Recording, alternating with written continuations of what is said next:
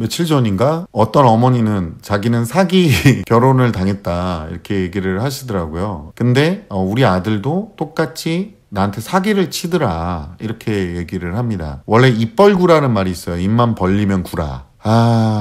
아이들이 얘기를 할 때 보면 굉장히 논리적인 척 개소리를 합니다. 제가 이런 표현을 쓰는 이유가 정말로 말도 안 되는 게 많아요. 제가 지금 댓글 하나를 읽어드리면, 자 보세요. 선생님, 평소에 궁금했는데 질문 드려보려고요. 늘 딜레마인 문제인 것 같아요. 중학생 친구들 보통 학기 중과 방학 때 순공 시간을 얼마나 가지게 하는 게 바람직할까요? 학기 중엔 학원 마치고 사실 순공보다는 숙제하기 바쁘고 방학 때도 그닥 차이가 없는 것 같고요. 중딩이 그나마 시간이 고딩보다 많겠지만 사실 어찌 생각해보면 학원에 치여서 숙제만 잘해가도 어디냐 싶다가도 한편으로는 고딩 땐 엄청 더 빡셀 텐데 결국에는 제 주위 분들 학원 몇 개 정리 후 순공 시간 만들어준다고 했지만 학원 안 가는 대신 더 논다고.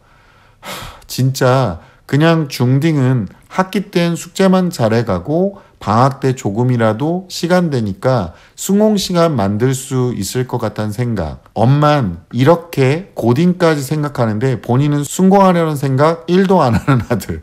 늘 숙제만 제대로 해가는 것에 감사함을 느껴야 하나 봅니다. 이렇게 남기셨는데요. 제가 아까 입벌구라고 했잖아요.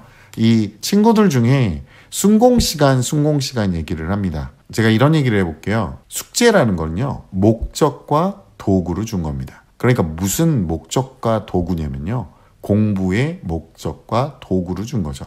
이게 좀 이해가 안 가는 게 뭐냐면 숙제와 공부를 분리시키는 이런 아름다운 빡통가리들이 있는 이런 중딩 세계, 그리고 고등에서도 공부 더럽게 안 하는 애들이 어디서 인터넷에서 존재하지도 않은 유니콘 같은 그런 공부법을 배워와서 우리 학교 공부는 나에게 도움이 하나도 안 돼. 그렇다고 해서 딱히 네가 그 공부를 하지 않았잖니? 근데 이런 짓거리를 합니다. 입벌구죠. 그럴싸한 개소리를 짓거립니다. 여기에 넘어가시면 안 돼요. 이게 우리가 사탕발림이라고도 얘기를 하는데 뭐 순공 시간이 부족하고 내가 학원 숙제에 치여서 학원 숙제에 치인 게 아닙니다, 어머니.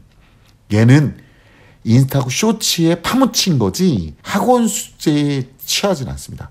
막 소파에 누워가지고 핸드폰 보고 있는 시간만 줄여도 돼요. 순공 시간이 부족한 게 아니라 이걸 잘못 사용하고 있기 때문에 그런 거예요. 숙제를 주면요, 그 숙제를 한 땀 한 땀 풀면서 공부를 같이 하면 돼요. 어머니 생각해보세요. 우리가 공부할 때 어떻게 하죠? 이론을 보고 이론을 숙지한 다음에 그 다음에 어떻게 해요? 암기하고 문제에 적용시켜보는 작업을 하잖아요. 그래서 이 숙제라는 것도 이렇게 많이 내준 게 뭐냐면 한 땀 한 땀 연습해보고 거기에 대해서 국물을 진국이 우러날 때까지 연습해보라고 준 건데 얘네들 밀어놨다가 임박해서 이러면서 문제만 풀고 앉아있고 100문제를 주면요, 어머니, 이 아름다운 뇌구조를 가진 우리 아이들, 그러니까 이렇게 썰어보면 우리 아이 머릿속에는 우동사리만 찾는가 그렇게 생각될 정도의 우리 아이들은 무슨 짓거리를 하냐면 100문제 다 풉니다. 그냥 채점을 한 번도 안 해요. 25문제마다 채점을 해보고 자기가 암기를 해야 되는지 체크를 해봐야 되는데 지금 급하거든. 빨리 풀고 채점까지 해가야 돼. 이게 급한 거예요 지금. 그러니까 어머니, 아이들이 순공 시간을 얘기할 때는 노는 시간이 많아진 겁니다 지금. 그러니까 비효율적인 숙제와 공부를 하고 있는 거예요. 얘네 화장실 가서요, 대변 넣을 때 소변 대변 분리해서 싸고 앉아 있는 거예요. 대변 싸러 왔으니까 나는 응가만 넣고 가야지. 그리고 응가만 넣고 소변은 나중에 일어나서 따로 넣는 겁니다 지금. 제가 더러운 얘기해서 죄송한데 지금 그 미친 짓을 하고 있는 거예요. 아니 숙제를 왜 공부하고 분리시켜, 이 빡통가리들아. 어머니들도 지금 이런 말에 속아 넘어가시면 안 됩니다. 아니 순공 시간에 뭐 하는데요? 똑같이 문제 풀잖아요. 그러니까 학원에서는 문제를 풀어오라고 목표를 주고 그리고 이걸 공부하면서 풀어도 되거든요, 미리미리. 근데 얘네들 입장에서는 이제 한참 미뤄뒀잖아요. 뭐 자야 되고 뭐하고 일찍 땡겨놓은 적을 본 적이 없어요. 말로는 뭐 계획적인 삶, 그래가지고 왜 우리 방학 시간표 옛날 기억나서 이렇게 동그랗게 생겨가지고 이게 잠 12시간 뭐 이렇게 해가지고 뭐 공부 밥 먹고 공부 이래놓고 놀고 막 이랬잖아요 저희 때는. 얘네들은 핸드폰이에요. 그리고 잠자기 할 때도 알람 시계 때문에 핸드폰 들고 들어간다고.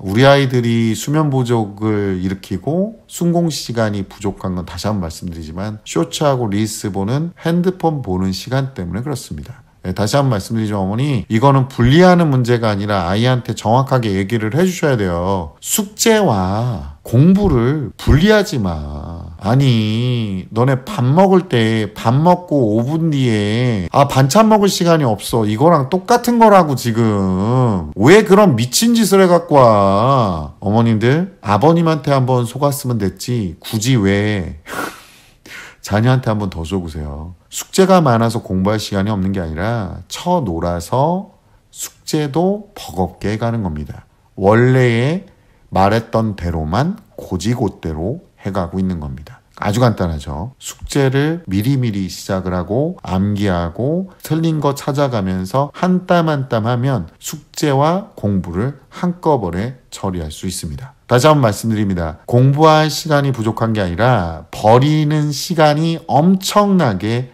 많은 겁니다.